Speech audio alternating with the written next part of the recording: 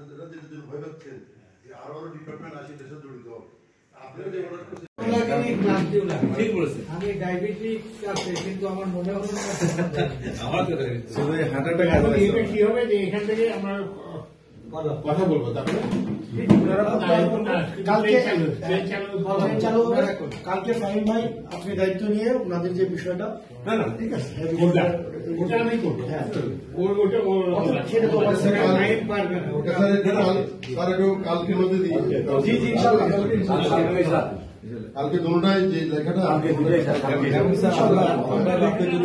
পাই